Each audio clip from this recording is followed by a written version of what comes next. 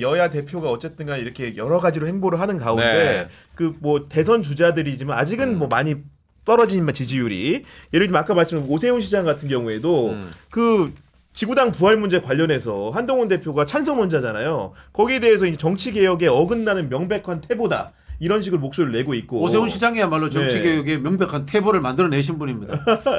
이 정치 제도라고 하는 것은 상대주의적인 것이 아니라 진리가 존재합니다. 권력이 나누어지고 확산되는 겁니다.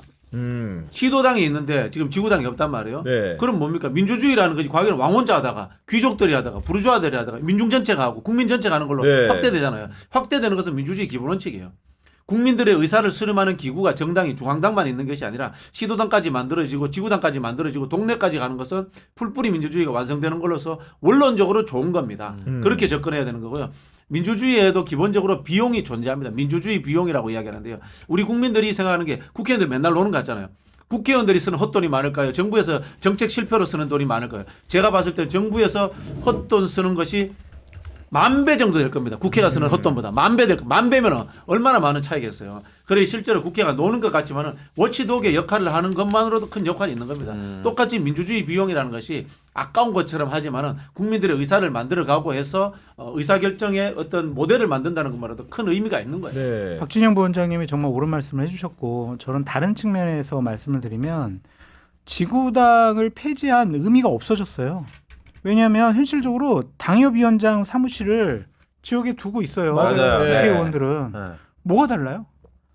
뭐가 그러니까 다른지 의원들만 열 수 있는 거 아니에요? 쉽게 해서 그렇죠. 당협위원장 사무실은. 그러니까 네. 후보들이나 정치 지망생 같은 경우에는 후원도 못 받고 사무실 내는 것도 불법이란 말이에요. 그러니까 변호사들은 변호사 사무실하고 편법으로 이용되는 거예요. 돈 없고 인지도 없는 사람이 지역에서 활동하기가 엄청나게 더 어려워졌단 말이에요.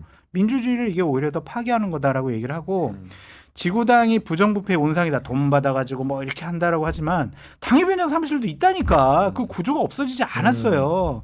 그래서 저는 다 풀어줘라. 오히려 정치 예. 지망생 신인들도 합법적으로 네. 후원금 걷고 그걸 지구당 사무실 내가지고 또 뭐 연락사무소 내에서 활동할 수 있게 해줘라. 그게 바로 정치개혁이다.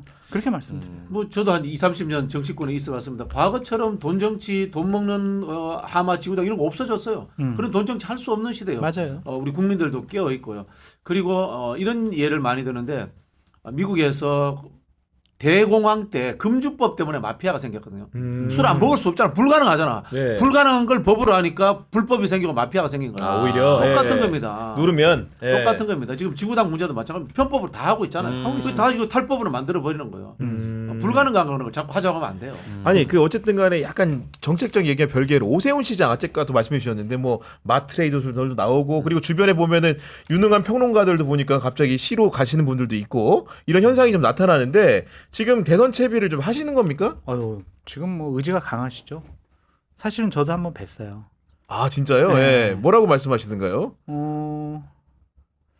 제가 그냥 여러 가지 그냥 현안과 관련해서 한 1시간 반 정도 얘기를 나눴는데 본인이 이제 대선 출마에 대한 의지가 좀 확고한 것 같고 여러 가지 앞으로 지방선거 때까지 어떠한 정치적인 행보와 지방선거 때 서울시장으로 누구를 내세우는 게 좋겠는지 그리고 본인이 가장 고민되는 부분이 있다고 하는 부분에 대해서 이제 논의를 했는데 고민되는 부분은 그거라고 하시더라고요. 팬덤층이 없다. 팬덤이 없다. 오세훈만을 위한 네. 팬덤층이 없다. 하는 게 열렬한- 없으니까 편덤이 없죠. 내가 그 앞에서 그렇게 할 수, 청계천이라도 하나 더 파든가. 내가 그 앞에서 그 얘기를 할 수는 없잖아. 너는 해 그런 이야기를. 다음부터 절대 안 불러. 그러니까 형을 안 부르는 거야.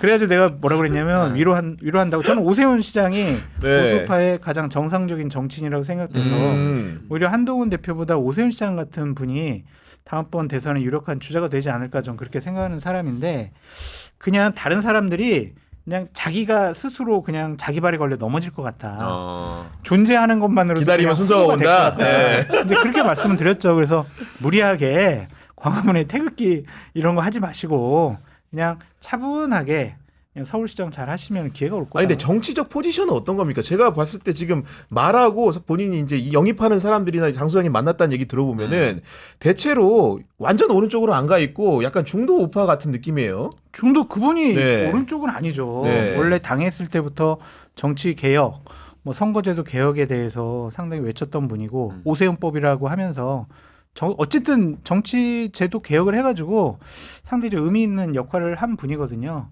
지금 오른쪽은 윤석열 대통령이 차지하고 있잖아요. 네. 그쪽으로 몸을 담글 수가 없어요. 합리적으로 정말 김건희 여사 잘못됐는데 윤석열 대통령 이거 의대 정원 확대 일처리하는 거 보니까 이거 아닌 것 같은데 이렇게 생각하는 분들을 대변하는 사람이 돼야 되겠다. 합리적인 비판적인 보수를 대변해야 되겠다라고 생각하시는 것 같아요. 그래서 뭐 같이 가기로 했어요. 저요? 어떻게 했어요? 아니 저는 그냥 평론 열심히 하고 그래요? 네. 하시면 저 열심히 뭐. 아니 그러면 이제 민주당에는 보면은 김동연 지사가 요즘 유독 맞아요. 얘기를 네. 많이 해요. 네. 어제 오늘 3프로 TV도 나가고 오늘도 보니까 방송 나가고 25만 원 지금 다시 한번 얘기가 또 이한주 민주연구원장이 또 뭐라고 하니까 거기 대거래하고 이런 상황인데 네네. 김동연 지사의 그런 행보는 좀 어떻게 보고 계십니까? 의도적인 틱이죠. 사실은 이재명 대표가 25만 원 지원금 문제에 대해서 선별도 가능하다고 했잖아요. 네. 그렇게 당론이 정해져 있는데 거기에 일부러 자기 소신을 밝혀서 대립각을 세운 거지 않습니까? 고의적으로 그렇게 했다라고 보여지는데요. 제가 이제 뭐 평론가의 입장에서 뭐 김동연 지사를 좋아하고 싫어하고 하는 입장이 아니라 보자면요. 저러다가 0점 됩니다. 0점 폭망합니다. 폭망합니다. 전통적으로 당내 경선 주자가 돼서 후보가 되는 과정은 이념적으로 보면 극단으로 이동하랍니다. 진보 정당에서는 진보적인 사람, 보수 정당에서는 보수적인 사람이 왜냐 열성적 지지층을 가질 수 있으니까 네. 유리합니다. 그런 부분에서 좌우의 극단으로 가라 이렇게 이야기하는데 그런 걸 못 하고 있어요. 전혀 반대로 가고 오른쪽으로 중도로 가고 있어요. 중간으로 오고 있죠. 중도로 예. 가면 핵심 지지층이나 열성 지지층이 없어요. 그럼 당내 경선에서는 폭망합니다. 아. 물론 제주 좋아서 천운으로 뭐 낙점돼가지고 후보가 됐다. 그러면 본선 경쟁력은 높아질 수 있어요. 그러니까요. 근데 예. 후보가 못 되는데 뭐. 아 그렇죠. 네, 그러면 이런 고민들이 있어요. 나는 전통적으로 원래 내 생각이 좌로 가고 우로 가는 게 싫다. 그러면은 어떤 실용주의적인 상징 조작을 해야 돼요. 요거 잘한 사람이 누군가 하면은 이명박 서울시장입니다. 아. 사실 오세훈 시장도 그걸 한번 벤치마킹을 해야 된다고 하는데 오세훈 시장도 국으로 가기 싫잖아요. 그죠? 그렇다고 해서 중도로 와 있으면 아까 말했던 팬덤이 없잖아요. 그러면 뭐냐? 업적을 남겨서 상징 조작을 해야 돼요. 이 사람은 뭔가 이루는 사람. 이명박 대통령이 했던 청계천 만들고 맞아요. 버스 네. 중앙차로 하는 네. 거 이런 거. 또 한편으로 보면 이재명 대표도 실제로는 진보라고 보기 어려워요.